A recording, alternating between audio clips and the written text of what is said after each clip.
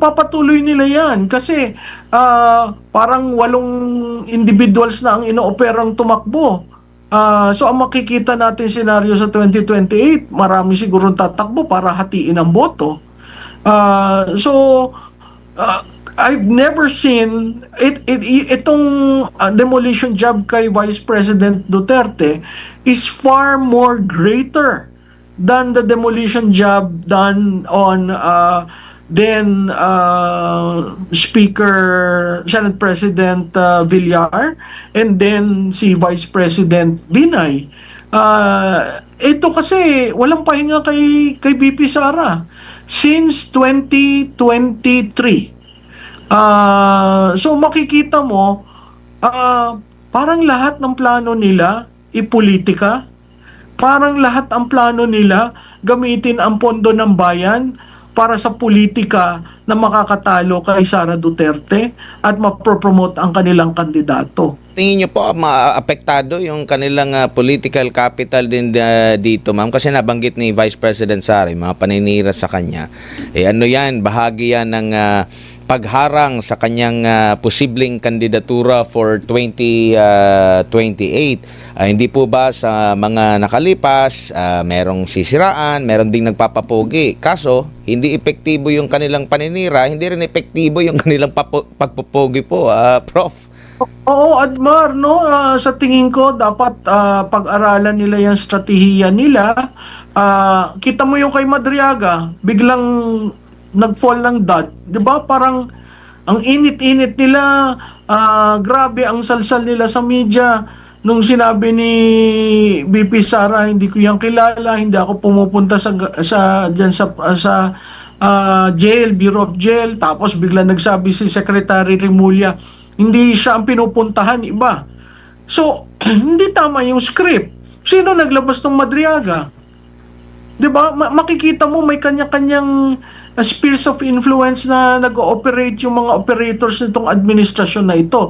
They may not necessarily be aligned with the administration, pero sige, bugbugin nyo ng bugbugin si Duterte. Pero reverse ang nangyayari. Imbis na nawawalan ng lakas si Vice President Duterte, siya pa yung umaangat. Clearly, hindi siya nag-benefit dyan sa flood control projects. Hindi siya kasama dyan sa kaguluhan na yan. When compared to the Intelligence and Confidential Fund, napakaliit yung kanya at nawala na noong 2024. Trabaho lang siya ng trabaho. So, makikita mo talaga nagba-backfire. Pero, ang sense ko, ipagpapatuloy nila yan kasi parang 8 individuals na ang inooperang tumakbo. So ang makikita natin senaryo sa 2028, marami siguro tatakbo para hatiin ang boto. So I've never seen itong demolition job kay Vice President Duterte is far more greater than the demolition job done on Speaker, Senate President Villar, and then si Vice President Binay. Ito kasi walang pahinga kay BP Sara since 2023. So makikita mo, parang lahat ng plano nila ipolitika. Parang lahat ang plano nila gamitin ang pondo ng bayan para sa politika na makakatalo kay Sara Duterte at mapropromote ang kanilang kandidato. Pero kapansin-pansin, ma'am, yung mga ganitong klase din po ng mga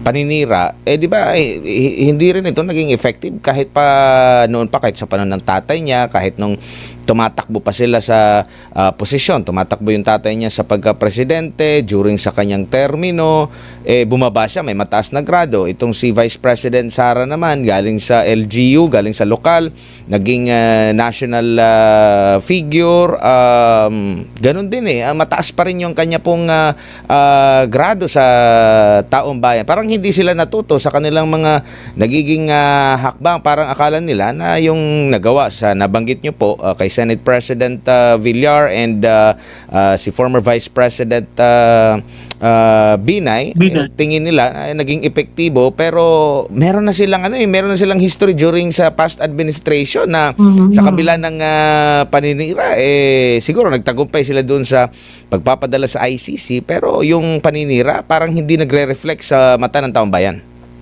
Well, Admar, dalawang bagay kay Presidente Duterte. Unang-una, lumabas siya sa administrasyon niya, natapos siya with the highest approval rating in presidential history. Pangalawa, yung rendition na ginawa sa kanya sa ICC, no? Yun paulit-ulit na sa tingin ko ang supporter base ng Duterte lumakas dahil dun sa nangyari. Nakita naman natin ng 2025 election. So yung mga ibang analyst na nagsasabi na wala na, nanghina na ang Duterte, wala na mga OFW, yun ay propaganda. Dahil nakikita naman natin no, ang tulong na ginagawa from The Hague and in other cities of and countries of the world, na pag pumupunta doon ang Vice Presidente talagang sinasalubong siya. Ang difference lamang between Presidente Digong at si Vice President Sara, si Presidente Digong kasi surprise hindi siya nasa realm ng national politics, sinupresa ang lahat. Kaya nagulat ang taong bayan, no? Very authentic leader. Hindi nga natin sa national politics kasi hindi sanay ang taong bayan sa nagmumura o yung pananamit, etc., etc. Pero pag nakita mo si Vice Presidente naman, nanilbihan ng national. So ang nakikita kaagad yung attitude ni Vice President, nakikita yung work ethic niya, nakikita na diretso na ako ang pinaka top of mind ko nung sinabi niya wala naman akong barkadang politiko, wala namang malapit sa akin. Tapos itong Kapaskuhan nung sinabi niya na ba't naman ako mag-greet, di ba? Ang mga salitang yan never mong naririnig sa national leaders. So makikita mo na ito ako. Tanggapin niyo ako o hindi, ito ako. Unlike yung pumapasok sa national, talagang iniiba ang imahe to suit. Itong si Vice President Sara Duterte, hindi. Sinasabi niya sa taong bayan, ganito ako, hindi ako magbabago para lang sa politika. Na yun yung authenticity na nakikita mo sa tatay. Yun nga lang, ang tatay, dahil hindi nanilbihan ng national, hindi natin gaanong kakilala nung pumasok. Siguro yung mga taga Davao, yung taga Mindanao, kilalang kilala. Pero yung mga taga Luzon, parang nagulat sila na may ganun palang katapang na tao. So, that's major difference. Yun nga lang, siguro what works for the Vice President is the high approval rating of the father, as well as unfortunately the rendition in the ICC na patuloy na naghihinagpis ang Duterte base dahil basta ganun na lang pala ang kadali magpadala ng isang dating Pangulo na nilbihan ng tapat ng 6 na taon. Opo, siguro bilang panghuli na lang po, ma'am, ang ating mga kababayan siguro na busy lang ba ngayong panahon ng Kapaskuhan, pero babalik yan after ng New Year. Maalala pa rin nila na merong ganitong ipinangako ang presidente at hanggang ngayon wala pa rin ang naging pangako. Yung mga tingin nila ay sangkot dito sa sa anomalya, naging merry at happy pa rin yung kanilang Christmas at New Year kasi hindi pa sila na bilanggo, Prof. Edmar, alam mo, nakakangiti tayo dahil Pasko, bakasyon, kaarawan ni Jesus, no? siguro tama yung sinabi mo, itinabi muna.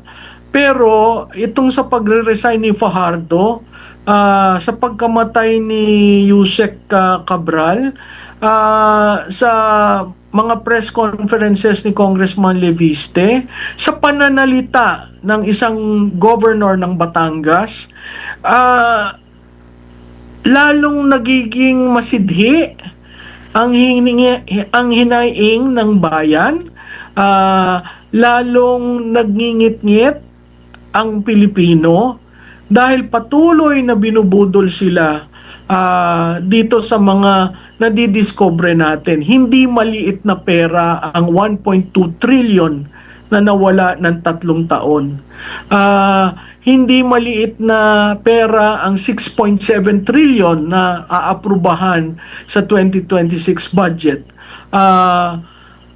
Kaya napakahalaga na tayo'y continue natin ang ating pagsunod at huwag tayong bumitaw kasi alam naman natin na pag bumitaw ang media, bumitaw ang taong bayan, walang mangyayari. At sana hindi na tayo maulit na magkaroon na naman ng Napoles 2. Pero this time around, institutional na at syndicated na ang pambubudol. Prof, maraming salamat po sa inyong oras at panahon ngayong gabi. Sa ulitin po, Advance Happy New Year. Happy New Year, ma'am. Happy New Year. Advance Happy New Year sa inyo at mabuhay kayong dalawa. Maraming salamat si Professor Malutikia, isa pong political analyst po mga